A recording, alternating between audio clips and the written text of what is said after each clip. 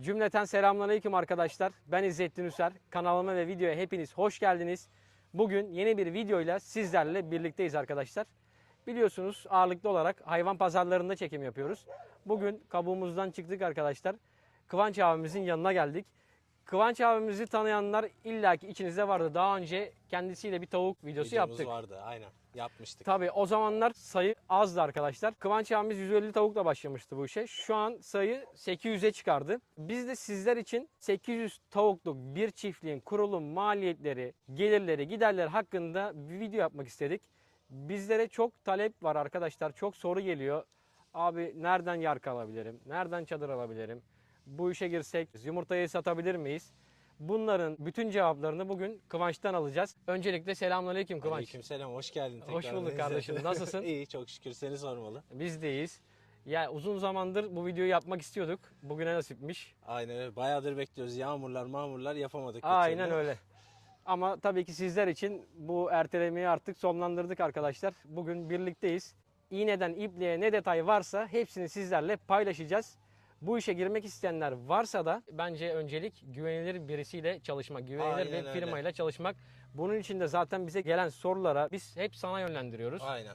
Yani şimdi biz Elimizden kendimiz geldiği tavuk kadar. bakmıyoruz açıkçası. Evet. Bu işin üstadı Kıvanç Demiralp'tir Estağfurullah, olur mu arkadaşlar. öyle şey? Değil mi? Estağfurullah. Bunun Biz de için elimizden geldiğince yardımcı olmaya çalışıyoruz. gerekli bilgileri bugün ondan alacağız. Zaten iletişim bilgilerini de Kıvanç'ın paylaşacağız.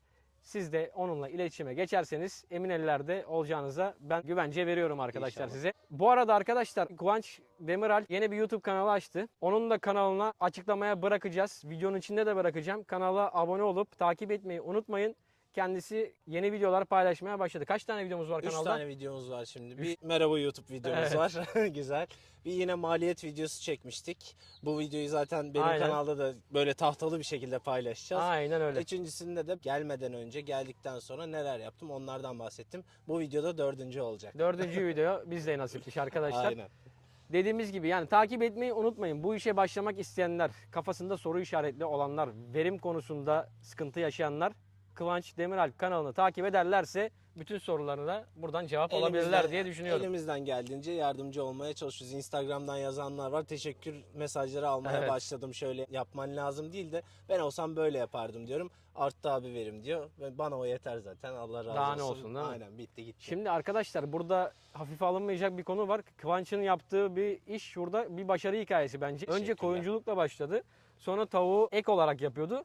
Komple şu an tavuğa döndü. Sonra tavuğa döndük. 150'den 800'e çıktı sayı. Aynen, biraz öyle gerektirdi şartlar diyelim. İşte koyunları da sattım, tavukları da sattım. Sadece tavuğa döndüm şimdilik. Şöyle bir şey, ben böyle piyasada tavukçuluğa başlamış, bir sene sonra bütün tavukları satmış veya çok zayiat vermiş, bu işi bırakmış arkadaşımızı gördüm. İşte onların bence başlıca sebebi, şimdi çok bilmişlik yapmak istemiyorum ama kötü bir firmayla çalışılması ve hani eski usulle devam edilmesi. Aslında hani tavuk, örnek veriyorum, işte dışarıda kalıyor, soğuğa Evet. maruz kalıyor, işte rüzgara maruz kalıyor. O yüzden verim düşüyor. O yüzden ne yazık ki işte yanlış bakım ve yanlış yarka seçiminden dolayı zarar edebiliyor çoğu kişi. İşte Maalesef. burada devreye sen giriyorsun. Bunların aslında bir yandan da seni tanımamaları, dezavantajları bu insanların. Aynen, Ama aynen. artık Kıvanç Demiralp bu piyasada var arkadaşlar. Kanalı da var. Yani bu bilgilere ulaşabileceğiniz bir platformdasınız. Elimizden Bu geldiğince. konuda bence çok şanslılar diyorum Evet, ben. yani elimizden geldiğince yardımcı olmaya çalışıyoruz. Hiçbir beklentimiz yok. Gerçekten hiçbir beklentimiz yok. Sadece benim yaptığım şekilde, işte benim çalıştığım firma, işte güzel tavuklar geliyor, çadırlar vesaire. Söylemiş olduğumuz verimler, gelirler bu şekilde elde ediliyor. Yani biz 170-180 liralardan bahsediyoruz. Şu an dışarıya çıksan 130-140 liraya da tavuk var. Evet. Ama işte onu aldıktan sonra verim elde edemiyorsun. Ya da bir iki ay bakıyorsun. Ya o da sıkıntıya sokuyor insanı açıkçası. Tabii ki. Çünkü bir heyecanla böyle bir işe girişiyorsun. Planladığın gibi gitmiyor. Bu sefer ondan sonra moralin bozuluyor ve bırakıyorsun. Lanet olsun diyorsun, Aynen bırakıyorsun. öyle. Biz elimizden geldiğince doğru şekilde doğru şeyleri aktarmaya çalışıyoruz. Doğru firmayla, doğru işte ekipmanla bu işi %90 üzeri verime çıkartmayı planlıyoruz. Ben yapıyorum. İnsanlara da, bana ulaşanlara da bu şekilde yardımcı olmaya çalışıyorum. %90 üzeri verim yaptırmaya çalışıyoruz herkese. Vallahi sana çok teşekkür ederiz o Ben zaman teşekkür kardeşim. ederim. Ne demek? Şimdi Kıvanç, seni illaki tanımayanlar vardır. Kısaca kendini tanıtırsan. Kısaca kendimden bahsedeyim. Adım Kıvanç Demiralp. Yaklaşık 2 sene önce Balıkesir Burhaniye ilçesine hayvancılık için göç ettim. 2 senedir de hayvancılık yapıyorum. İlk başta koyunlarım vardı. Ardından çiftliği döndürsün diye tavuk almıştım. Şimdi bütün tavuklarımı, koyunlarımı sattım. Sadece tavuğa yöneldim. Bu şekilde. Peki şunun bir bilgisini alsak senden. Şimdi izleyenler merak edecek. Neden bu adam koyunculuğu bıraktı, tavuk işine başladı? Ya o ara bir şartlar öyle gerektirdi. Yer bulamadık, uygundan bulamadık. Evet. İşte kiralık bir yerdeydim zaten. Satın alamadık o arada. Tavuk için biliyorsun biraz daha küçük bir alan yeterli Tabii oluyor. ki. Yoksa koyunu da çok sevmiştim. İleride belki yine yapabilirim. Tekrar niyetim var. Ya da- Koyun olmasa da belki Olabilir inekçilik var yani. galiba. İlla ki bir hayvanı Aynen. aldık artık. İlla ki bir hayvanın bir şeyinden devam edeceğiz yani. Yoksa koyun para kazandırmadığı için değil. Uygun yerler, uygun şartlar oluşmadı. Evet abi. Ben de hemen sistemi değiştirdim diyebilirim. Tamamdır abi. Bu bilgiyi de verdikten sonra artık videomuza Tamam, başlayabiliriz. süper. Arkadaşlar görüyorsunuz zaten tahtamızda biz bütün gelirleri, giderleri yani olabilecek her şeyden bahsetmeye çalıştık. Hepsinin notunu aldık. Şimdi Kıvanç abi biz 800 tavuk hakkında bilgiler vereceğiz, konuşacağız. Ama bir ailenin geçimini sağlayabilmesi için en az kaç tane tavuk yapması lazım? Yani tabii ki şartlara göre de değişir. İşte satış rakamına göre de değişir ama bence 500-600 arası bir adetle başladı mı bir aile aşağı yukarı hani büyük şehirde değil böyle yerlerde geçimini Sağlar. sağlayabilir diye düşünüyorum. Tamamdır. Evet arkadaşlar şimdi tahtamıza dönelim. 800 tavuk önce maliyetlerinden bahsedeceğiz sizlere. Yani burada ben bahsetmeyeceğim. Açıkçası burada sen öğretmensin, ben öğrenciyim. Estağfurullah, Abi. olur mu öyle şey? Ben sözü öyle- sana veriyorum. Tamam. Tahta burada, her şey Tamamdır. burada. Başlayalım o Buyurun. zaman. 800 adet tavuk için 140 metrekare, 130 metrekare makaslı olacak şekilde bir çadırımız lazım kesinlikle. Bu çadır izolasyonlu olması gerekiyor ve makaslı sistemde neden makaslı diyorum? Çünkü makaslı da omurga yüksekliği daha yüksek olduğu için sıcak hava ve pis havanın daha rahat çıkmasını sağlıyor. Bu ince bir detay. Şimdi neden çadırı tercih etmeleri gerekiyor? Çadır mı yoksa tuğladan bir kümes mi tercih etmesi lazım? Hangisi Şöyle- daha avantajlı? Evet, şöyle söyleyebilirim. Şimdi çadırın en büyük avantajı sökülüp götürülüyor olması. İkincisi kış aylarında içeriği çok kolay bir şekilde ısıtıyor olman. Evet. Isıtıcı kullanmıyorum. Hayvanların ısısı yetiyor zaten içeriği ısıtmaya. Evet abi. Havalandırmalarla da dışarıya pis havayı atıyorsun. Betonarmenin en büyük dezavantajı bence mantolama vesaire yoksa içeriği kış aylarında ısıtmak. Evet. Aynen öyle. Yoksa hiçbir farkı En yok. büyük sorun ısı. En büyük sorun bence yani benim gördüğüm kadarıyla ısı. Örnek veriyorum, dışarısı mantolama yapılsa işte çok güzel bir izolasyon olsa belki onda da sıkıntı olmaz. Evet. Ama çadırın en büyük avantajı kış aylarında içerinin çok kolay bir şekilde Peki, ısınıyor. Yazın da aynı şekilde ama dezavantajı var. Çok fazla ısınabiliyor. O yüzden soğutucu pedimizi zaten buraya yazdık. Böyle sıcak havalarda, sıcak iklimleri olan yerlerde soğutucu pedimiz Yani gerekiyor. aslında ikisinin de avantajı da var, dezavantajı Aynen da var. öyle, Birisi aynen. kışın dezavantajlı, diğeri Aynen. yazın dezavantajlı. Muhabbet geçmişken soralım. Tavuğun ideal sıcaklığı nedir? Kümesin ısısının ne olması Benim gerekiyor? gördüğüm kadarıyla kışın 13'ün altına düşmemesi gerekiyor. Benim bildiğim ve gördüğüm kadarıyla. 13'ün altına düşmezse herhangi bir sıkıntı yaşamaz hiçbir mı? sıkıntı yok. Zaten şöyle de araştırdığım bu konunun işte üstadı olan insanlarla da konuştuğumda Evet. tavuk zaten kışın üşümez deniyor. Yani 4 derecede 6 derecede de üşümez. Verimin biraz düşer ama üşüdüğü için ölmez. Ama Evet. sıcaktan tavuk ölüyor. Yazında 21, 22, 23 derecelerin üstüne çıkmaması lazım. 23'ün üstüne çıktı mı tavuk çatlayıp ölüyor. Sıcak daha büyük burada sorun aslında. Çadırı geçtik diyelim. Çadırımızı geçtik. 800 tavuk için her 25 tane tavuğa bir adet yemliğimiz lazım. 32 adet yemlik lazım yani burada bize. Şu anda biz aşağı yukarı rakamlardan bahsediyoruz. Tam net rakam söyleyemiyoruz size arkadaşlar. Çünkü günlük değişiyor bu rakamlar. Bazen işte nakliyesi vesaire değişiyor. 32 adet yemliğimizde 5120 lira yapıyor. Bu kesinlikle ihtiyaç zaten. Evet. Çadırımızın içine ondan sonra 20 metrelik yani 7'ye 20 metre olduğunu varsayıyoruz. 18-18 2 at nipel suluğumuza ihtiyaç var. Bu suluğun da 36 metresi 5760 lira oluyor. Bu da kesinlikle ihtiyaç Yani olan bu bir şey. nipal suluk sence olmazsa olmazı mı bu işin? Bence olmazsa olmazı çünkü neden? Bu kadar hayvan günde aşağı yukarı 50-60-70 litre su içiyor. Evet. 2 tane bidon koyuyorsun. İşte 2 hatta 200-250 litrelik bidon koyuyorsun. Bir tek onların temizliği ve içini doldurmak kalıyor. Düşünsene yemlik gibi eski usul hani sulukları hatırlarsın Aynen bilirsin. hatırlıyorum. Ondan 20-25 tane koyduğunu düşün. Onları tek tek doldurup tek tek temizlediğini düşün. Her gün bunu tekrar yapman Her gerekiyor. gün yani. olmasa haftada bir olsun yine 20 tane suluğu söküp temizlemek ve içini Evet. doldurmak çok büyük bir zaman kaybı Yani bence. işçilik açısından bence Çok pratik. bu nipel sulu kullanmaları lazım. Aynen öyle. Bence çok gerekli. İşin devamlılığı açısından çok Aynen önemli öyle. bence. Çünkü benim 16 tane tavuğum vardı. 16-20 tane tavuğum vardı. Evet. Bir iki haftada bir işte içini boşaltıp temizliyordum. O bile külfet geliyordu bana. Aynen Açıkçası öyle. söyleyeyim. Aynen öyle. Ya bizim burada yapmaya çalıştığımız şey içeride geçirdiğin zamanı minimuma indirmek ve çok iyi kullanmak. Aslında çiftçilikte bence zamanı doğru kullanmak çok önemli. Bence de öyle. Zamandan tasarruf. Aynen öyle. Çünkü bir saatte yapacağın işi 3 saatte yaparsan yılarsın, bıkarsın. Aynen, bıkarsın. Aynen. Devamlılığı açısından dediğin gibi yani biraz pratik Aynen, yollara pratiklik. başvurmak lazım. Aynen öyle. Ondan sonra gelelim folluğa. Bu inanılmaz gerekli bir şey değil. Eski sistem kasalar da yapabiliriz. Bu plastik siyah kasalardan. Aynen, manav kasası deniyor galiba.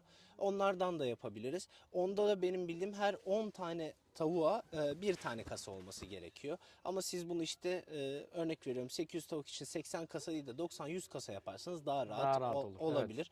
Burada da 8 adet folluk, hepsinde 10'ar göz olduğu için 80 gözlü olarak hesaplıyoruz. Bunun da aşağı yukarı maliyeti şu anda bu oluyor ama dediğim gibi değişebilir. bunun 20 bin maliyeti. lira bir maliyeti var. Aynen. 8 adet folluğun. Bir tanesi yanılmıyorsam 2500 liraya falan denk geliyor. Evet abi. Aşağı yukarı işte bunun belki nakliyesi daha fazla tutabilir, daha az olabilir. Ama Yani bu şimdi tamamen isteğe atıyorum bağlı. aldığın firma İzmir'de, sen atıyorum Konya'dasın. Heh. Aldığın firma İzmir'de, sen Balıkesir'desin. Heh. Bu nakliyeye göre Tabii fiyatlar ki, değişiklik aynen. Bunda gösterebilir. hepsinde geçerli. bu Hepsinde arada. geçerli. Bir de şöyle bir şey, otomatik folluğun bize artısı ne olur abi? Artısı ne olur? Fazla hayvan olduğunda şimdi hayvanlar aynı yere ve Evet. kuytu köşelere yapmak istiyorlar. İşte mesela örnek veriyorum 10 tane kasa çok kuytuda kalır. Hepsi onun içine girmeye çalışır. Hepsi onun içine girmeye çalıştığı için de bazen yumurta pislenebiliyor, kirlenebiliyor. Bu otomatik folluğun en büyük artısı bu. Yumurtanın Yani kirlenmesini yumurtluyor önlüyor. orada hayvan. Aşağıya doğru yuvarlanıyor. Siz kapağı kaldırarak oradan yumurtaları toplayabiliyorsunuz. En büyük artısı bu. Yumurta temizlemek peki zor bir iş mi? Zor. Ben her gün bir 200 Tek tane tek falan. böyle elinle yıkacaksın Aynen, onları değil mi? 200 tane, Bayağı 220 bir tane zaman falan kaybı. temizliyorum. Kovanın içine koyuyorum. İşte onları çıkartıyorum, temizleyip siliyorum. İşte öyle bir zamanını alıyor yani. Yani imkanı olan varsa otomatik folluğu tercih Aynen etmesi öyle. bence onun avantajınadır. Aynen öyle. Sonra fan demişiz abi. Fan dedik. Şimdi 800 tavuk için konuştuğumuz Evet. için 800 tavuğa 140 metrekareye 2 adet fanımız yeterlidir. Burada adet fiyatını belirtmişiz. 2 adet fan, bu da olmazsa olmaz. Evet. Çünkü Adet fiyatı 3500 TL, 2 adet fan 7000 TL. aynen 7000 lira. 2 adet fanımız 50'lik fan yeterli olacaktır. Bu da gerekli olmazsa olmazlarımızdan bir tanesi. Hem yaz ayları içeriği serinletmek için hem de kışın pis havayı dışarıya atması için.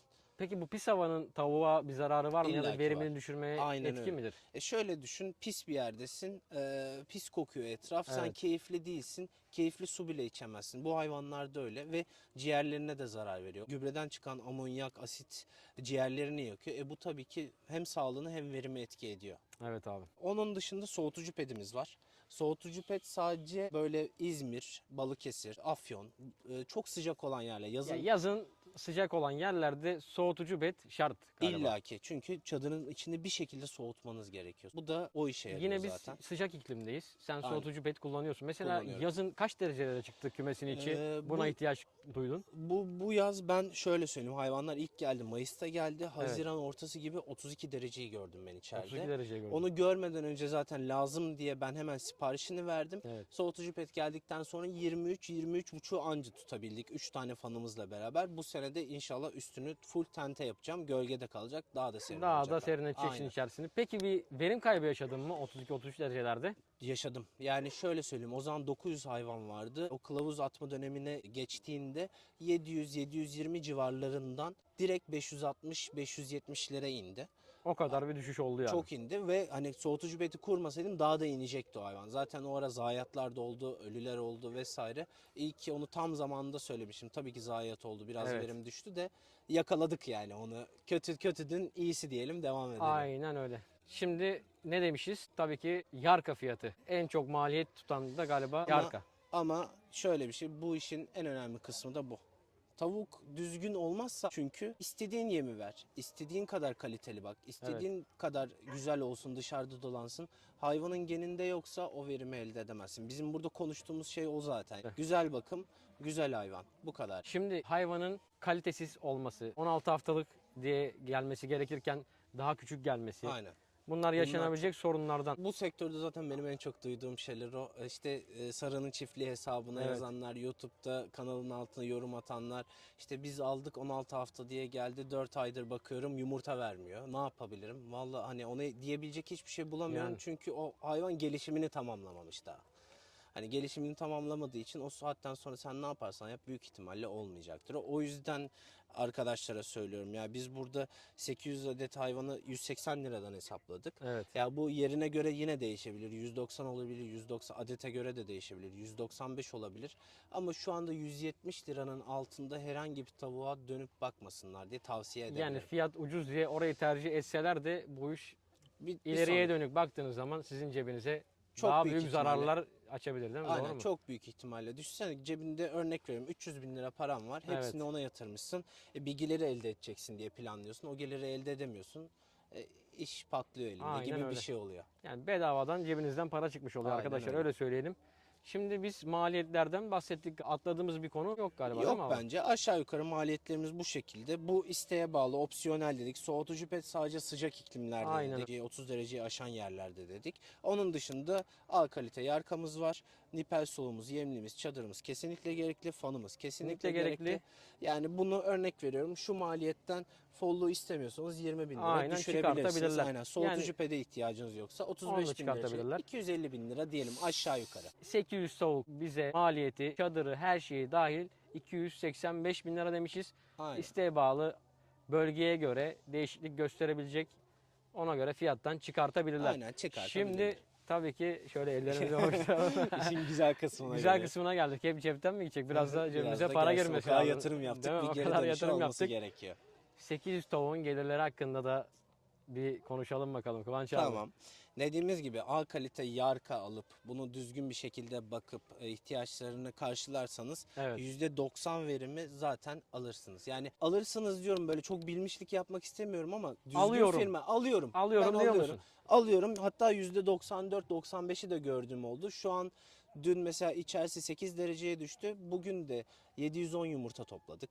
Yani Hani %90'ın altına düşürmüyoruz çok fazla. Öbür tavuklarda da düşmemişti. bu da yani çok güzel bir rakam bence, %90 verim. Evet, kime söylesem öyle diyor, nazar değmesin. Maşallah diyelim. diyelim.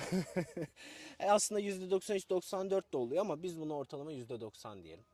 %90 verimde Verimle, evet. ayda bir şey söyleyecektin. Yok, Söyle. sen devam et Tamam. abi, kesmeyeyim. %90 verimde 800 tavuktan ayda 21.600 net yumurta alırsın minimum.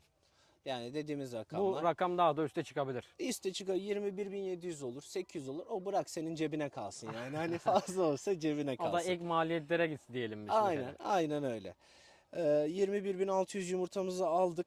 Bunu 3.6 ile çarpıyoruz. Neden 3.6 ile çarpıyoruz? Şimdi senin bu yumurtayı tüketmen Evet. toptana da verebilirsin, parakendeye de verebilirsin. Ortalama bir şey söylüyoruz biz burada. Ben mesela şu anda kolisini 100 liradan satıyorum. 3.33 kuruşa geliyor. Bu Paraken- toptan fiyatı mı? Aynen, toptan ya 10 koli, Evet. 20 koli, 25 koli verdiğim yerler. Parakende de 4 liradan satıyorum. Ortalama benim de rakamım 3.6'ya vuruyor. Aylık bakıyorum. 3.6, 3.57, 3.62 oluyor. Ortalama 3.6 diyelim buna biz. Tabii ki herkes inşallah da öyle olur. Çıkan günde 710-720 yumurtayı 4 liradan satarsa bu rakam çok daha değişir ve güzel bir yerlere gelir. İnşallah da öyle Yani yapabilirler. şu an bizim bulunduğumuz bölgeye göre fiyatlar. Mesela İstanbul'da bu işi yapan bir adam Of, yumurtayı belki 6 liraya satacak. aynen, o zaman O zaman ben İstanbul'a gidiyorum tavukçuluk yapmaya. oranın kaosuyla seni baş başa bırakırım ama. Yok, şaka yapıyorum abi. Biz buralardan memnunuz. Aynen. Dediğimiz gibi arkadaşlar, yani bu yere göre, bölgeye göre değişiklik gösterebilir. 77.760 TL aylık yumurtadan gelir elde Aşağı ediyor yukarı. bu verimle. Aynen. Bu fiyatlarla bu satarsa. fiyatlarla, bu verimle böyle bir Peki abi, bu hayvanların şimdi en önemlisi yem gideri. aynen en büyük En kalemi büyük o. gider bu. Aynen öyle. Ne kadar yem yiyor bu hayvanlar ayda? 800 tane tavuk aşağı yukarı 75-80 çuval yem yer. Benim gördüm, yani benim hayvanlarım o kadar yiyor en azından. Evet. Bu yazın biraz düşebilir, kışın artabilir. Ortalama aylık 75 ile 80 arasında diye düşünelim. Biz de burayı 77'den hesapladık zaten. 77 çuval yem yedi dedik. Aynen. Şu an Çuvalı ne kadar demiştik? 565 lira şu anda bizim bulunduğumuz bölgede. Bu da değişiklik gösterebilir. İşte yem bayisinin işte nakliye Evet. ücreti daha fazladır. Belki 570 lira olur. Belki 560 lira olur. Biz onu 565'ten hesapladık. 75 çarpı 565'te 43.500 500 lira bir yem maliyetimiz En var. büyük giderimiz o zaten. Ne kazandık abi biz 800 tavuktan? Dur. Net gelirimizde şu anda sadece yeme hesapladığımız için 34.260 lira bizim cebimize girdi. Evet. Bunun tabii ki bir aylık viyol giderimiz var. Bir 500-600 lira öyle gider. Evet. Bir mazot paramız var ama o mazot da size göre değişir tabii ki. Yani yeriniz mesela evinizin, bahçenizin dibindedir. Mazot parasını sadece dağıtıma verirsiniz. O daha da düşer ama ortalama 2000-2500 lira diyelim ona da. Öyle bir maliyet de olabilir ama tabii dediğin gibi kümesi evinin bahçesindedir. Aynen. O Daha da zaman bu düşürür. maliyetlerden- Belki elektrikli araba kullanıyordur. Olabilir. Elektrikli motoru vardır. Her belki, şey olabilir. Sıfır olur. Onun dışında bir elektrik ve su giderimiz olur. İşte suluklarımıza su dolduruyoruz. İşte Evet. bahçeyi bazen suluyoruz vesaire. Elektrik suya da bir 1500 lira desek. Fanlarımız da çalışıyor. Soğutucu pedimiz var. Yaz kış çalışıyor. Ya Fanlarımız. yine net 30 bin lira diyebilir miyiz buraya? 30 bin lira değil de bir 28 bin lira en azından diyelim oraya. 6 bin lira gider çünkü. Yani Kiralık olan yer de olabilir çünkü. Hani onu da hesaplarsak kirası, elektriği, suyu, mazotu vesaire bir 7 bin lira, Silelim. 6 bin lira Yani silelim. 28 bin lira 28 desek buna. bin lira. Yani şu an Türkiye şartlarında 28 bin lira da bence kötü bir rakam değil. Evet, Asgari ücretin 11 bin lira Aynen. olduğu bir ülkede Aynen öyle. Bunu da hemen 2,5 asgari ücret yapıyor. aynen. Ya böyle yerlerde büyük şehirde olmadığı sürece 28 bin lira da yeterli diye düşünüyorum. Yani aile geçindirmek için de yeterli diye düşünüyorum. Bence de yeterli. Ve bu 800 tavuk için geçerli. Bu sayıyı arttırırsan, Aynen, o çiftliği tamamen büyütürsen senin elinde. daha Evet. büyük rakamlara da ulaşabilirler diye Evet, düşünüyorum. Evet, aynen öyle. İşte söyleyeceğimiz başka işte 285 bin lira bizim maliyetimiz vardı. Ayda hadi 27 bin lira olsun. Evet. 10 ayda kendini çıkartıyor. Hadi bir ayda işte yumurta alamadık diyelim. 11, 12, 12 ile 14 ayda kendini bütün masraflarını çıkartıyor düzgün bir şekilde yapılırsa bu iş. Kendini amorti ediyor. Ondan sonra Aynen. çadır sana kalıyor, tavuklar Aa, sana kalıyor, aynen. gelen yumurtalar yem Satılıyor. hariç sana kalıyor. Güzel, Aynen. güzel bence. Biz- Yani kısa bir sürede bence amorti ediyor. Bence de çok kısa bir sürede amorti ediyor. Tabii ki hastalık riski var. Tabii ki ölüm riski Riski var illaki ama var.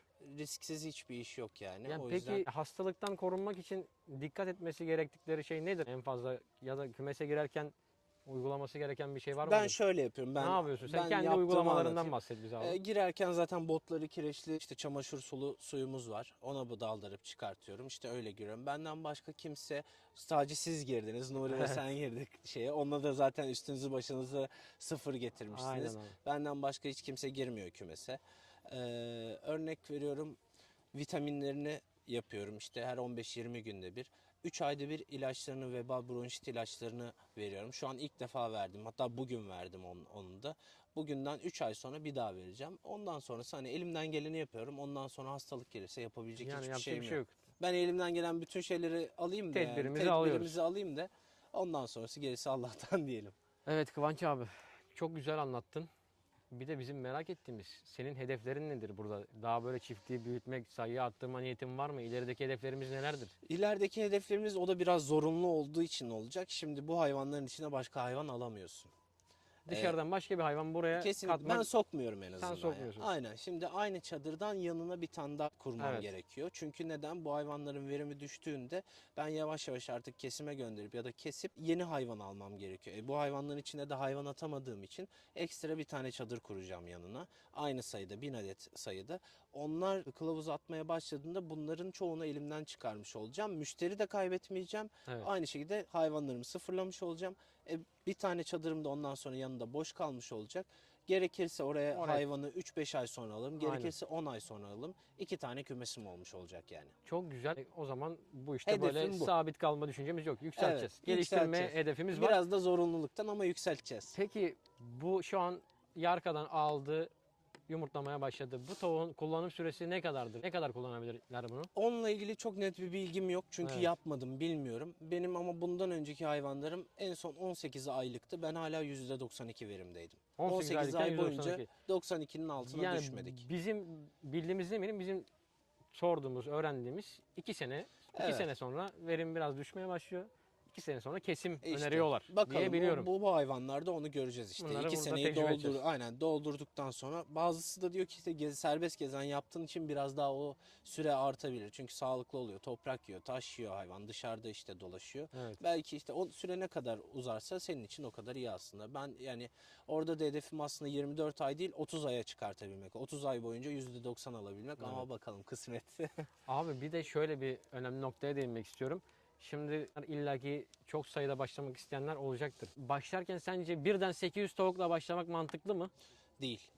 Değil. Çünkü bir pazarın yok.